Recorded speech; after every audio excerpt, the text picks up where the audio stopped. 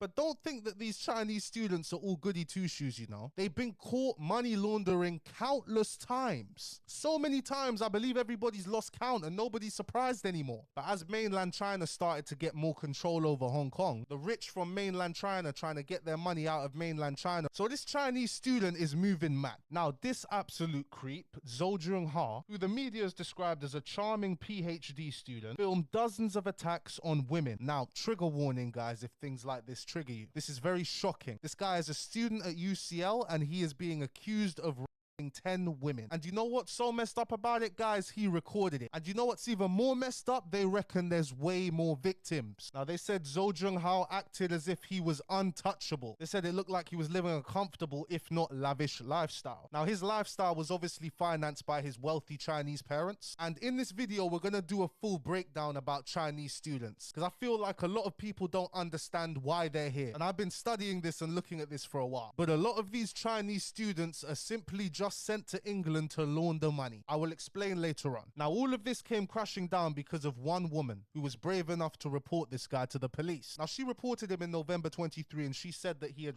her in his flat in Elephant and Castle. 2 days after she reported him to the police, my man went back to China, and when he came back to China, they arrested him. In all, there were 1,270 videos, 1,660 hours of footage, and 58 videos of him doing the unthinkable. And he also had the drugs that he used to spike his victims, or stupefy, what they call it here. Now, they've convicted him of doing this to 10 women, but the police believe he's been doing it way more in China, and there's a lot more that happened in London that they don't know about. It said the faces of the women were not shown in a lot of the videos, and in a lot of other videos, they've been unable to identify the victim. It said the videos clearly show him attacking women who were under the influence or drug, and that may have been enough evidence to convict him, because my man tried to say that they consented to all of this. This sick Now, this is some of the stuff that he used to commit these horrific crimes, and it says that all of the victims are Chinese. Okay, guys, we can keep going, but bottom line, my man is just let him rot in prison forever, bro. He even says that his dad works for a state-owned company in China. No surprise there. But don't think that these Chinese students are all goody two-shoes, you know. China has like, what, 1.4 billion people? Of course you're gonna have bad apples. And remember, you don't speak their language. You don't know what they're saying or doing. But there is over 150,000 Chinese students in the United Kingdom. I even remember something that was funny, because the media trains you to think that somebody who looks like me is automatically going to do something bad, you know? That's what the media trains you to think. But I remember I was with my sister and I wanted to take her to the casino for the first time, just so she could watch me lose a bunch of money and realize how stupid gambling is. And one casino I used to go to all the time was the Grosvenor Casino in Queensway. Now I remember we were going to go in there, but the security couldn't let me in because I was wearing sliders like an idiot. And I feel like that happened for a reason. Maybe it's for the best we didn't go in there. But we went to the Sainsbury's a couple of doors down, and when we were checking out to pay, we saw the security guard holding this Chinese student. Brother, my man had filled up his bag to the brim with stolen goods, bro. It's stolen food because it's a Sainsbury's local, but still, food in a Sainsbury's local is inflated. It's not cheap. He definitely had over £100 worth of stuff. And remember, guys, my man is not from this country, bro. My man is from China, bro. Can you imagine going into a shop in China and trying that shit, bro? Nobody, you wouldn't even think to try that in China, bro. But he comes here and thinks he can get away with it here. Well, you can.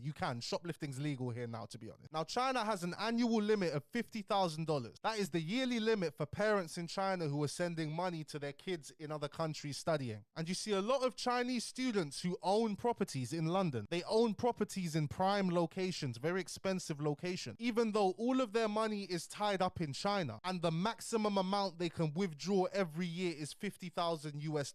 And these Chinese students need to live as well. That $50,000 might be enough for you to live a normal life in London, bro. But yet a lot of them own properties in London. In London, the average property price is over £1 million. The average course length in university is 3 years. Doesn't make sense, does it? A couple years ago, China launched an initiative to take money away from the rich and give to the poor. I know, in the West, that sounds crazy, doesn't it? That would never happen here. So wealthy people in China feel very unsafe. They've been feeling unsafe. If you guys remember the founder of Alibaba, he was the richest man in in China, I think. Do you remember when he spoke out about the CCP, said something out of line and he disappeared for years? Nobody knew what happened to him and then he just randomly reappeared and he had to sell most of Alibaba's shares to the Chinese government. Being wealthy in China is not the same as being wealthy in the United States. So people in China want to get their money out of there so they can be more free with it. And guys, I'm gonna land, but this subject is something I've been interested in for a long time and I finally have an excuse to talk about it in a video. So whether you guys are following or not, some of you are following, but some of you might learn something here. Now you guys know that Hong Kong was a British territory until 1997 when they handed it back to mainland China. The last British governor in Hong Kong was a guy, I don't even know his real name, but this Chinese shop that I used to go to in Harlesden, Good Taste, you might know it if you're from Harlesden. When I came back from Hong Kong, I was talking to my sister about it. I was in there with my sister and the lady's like, oh, I'm from Hong Kong, da-da-da. She was telling me how the last governor there was a guy called Fat Pat.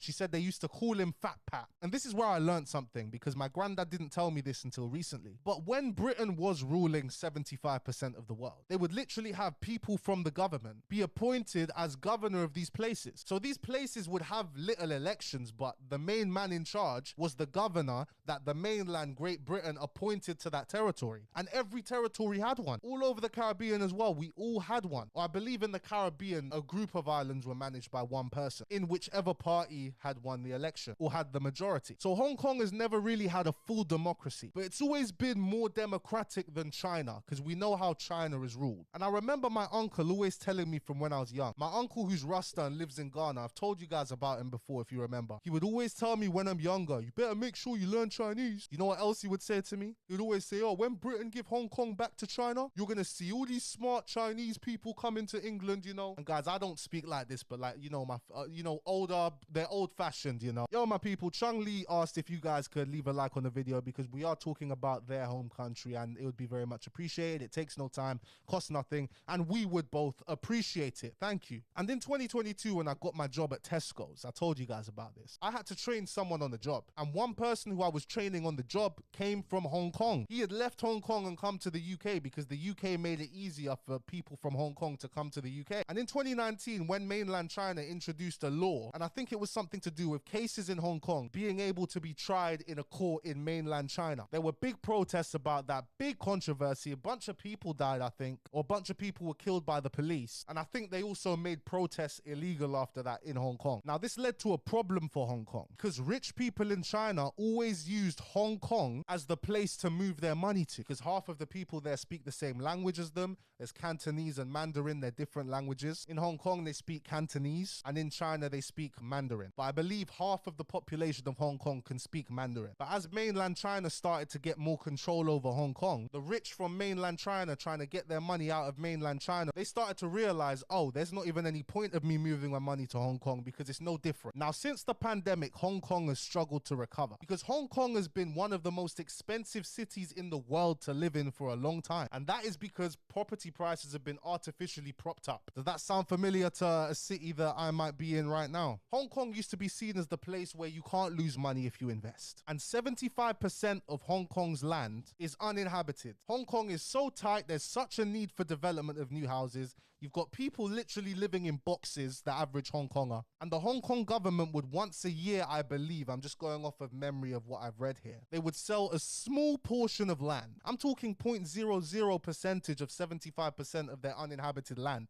That is all owned by the government, by the way. And they would sell it to the highest bidder. Now, I believe in the last 5 auctions they've had to void 2 of them because developers have either bidded the lowest amount or nobody's bidded at all. Now, the government's in a sticky situation here because in Hong Kong, there's always demand for new housing. But if the government sells that land at a lower price, that could crash the entire market. Because just like London, even though Hong Kong is the Asian London, to be honest with you, even the street signs there, they've got Queen Elizabeth, Edward Road, all of the street signs are in English there. If you haven't visited Hong Kong, I really recommend it. The food is amazing. Property prices are what is keeping that city up. And Hong Kong is also now in the process of repealing some legislations that they put in place because property prices are looking like they're going to start going down and they can't have that. They introduced some laws about owning a second home. They made it harder for people who weren't Hong Kong residents to buy houses. And I assume that they did that to help the local Hong Kongers out on getting on the property ladder out there. But the issue is that most of their economy is propped up by foreign investment, mainland China residents being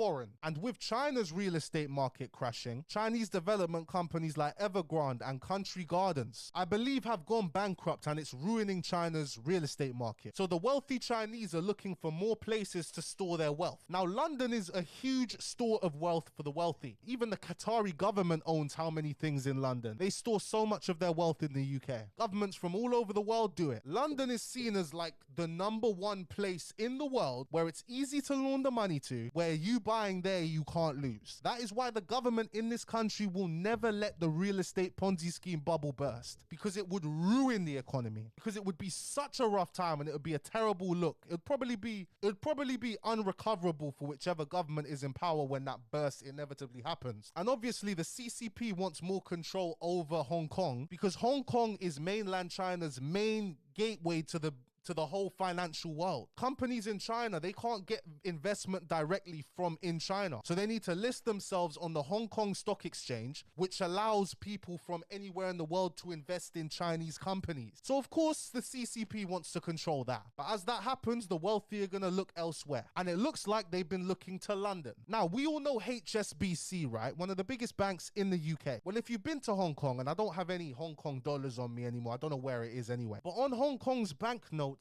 HSBC is on their banknotes. Now, I believe HSBC stands for Hong Kong Shanghai Banking Corporation. If I'm wrong, I'm sorry. Now, HSBC is one of the most controversial banks in the world. They've been caught money laundering countless times. So many times, I believe everybody's lost count and nobody's surprised anymore. And because they're a major bank, of course, nobody gets arrested. They just have to pay a fine. And they pay that fine with your money.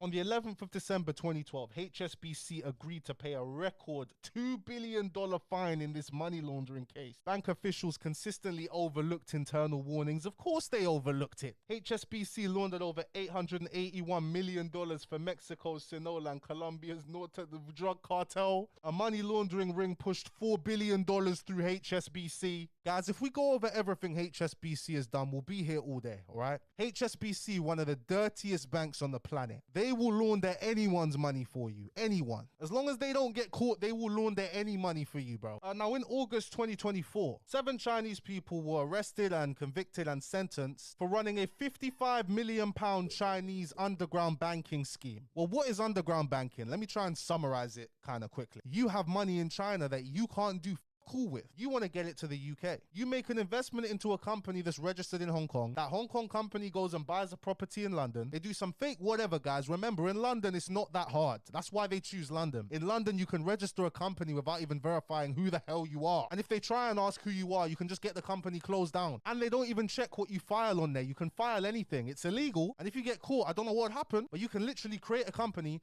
and file accounts for 100 million on that company, and it will go and it will be fine. Nobody's double checking anything. Do XYZ, put that property in the student that you've sent to study in the UK from China's name. Bang, that's £1 million out of China into the Western world that you can do whatever you want with. And they'll do exchanges, like they'll charge fees to get British pounds, to get US dollars. Underground banking is just any way to get their money out of China to avoid that $50,000 limit that has been placed on them. And that one gang that was caught in 2024, there's 151,000 students in the UK.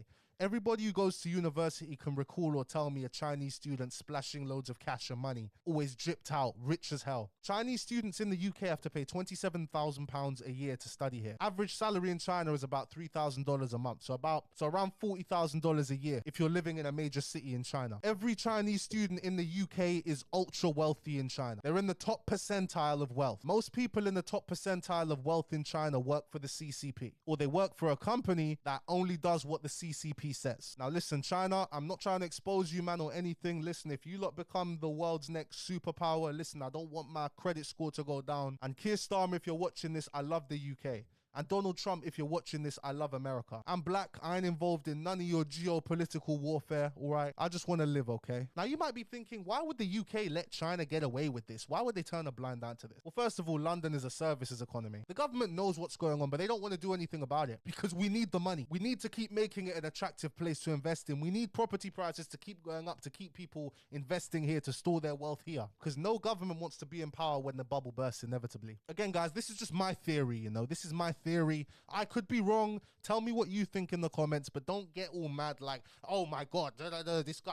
Bruv, this is what I think, okay? We're all allowed to have our own perspectives on things. But why don't they do anything? Well, 151,000 students in the UK, probably more than that, £27,000 a year each. That is over £4 billion a year in university fees alone. And a lot of these universities in the UK have taken millions of pounds in funding from China. If you guys travel to Asia, or you've been to Asia and you've been to like a poorer country that is around China, did you know there's a triangle where Laos, Myanmar and Thailand intersect, where China's literally colonized it and turned it into a special economic zone where they just do whatever the hell they want? In Cambodia, I saw so many empty buildings built by Chinese companies that they're not that they weren't doing anything with, because the Chinese companies that built them were having financial trouble in mainland China. You can see the huge influence China has on all of these countries, every country around Asia, because China is a major superpower. You think China ain't got some influence on the UK? Apparently it took the UK till 2023 to close down secret police stations, Chinese police stations in the UK. Is the UK turning a blind eye to Chinese influence? I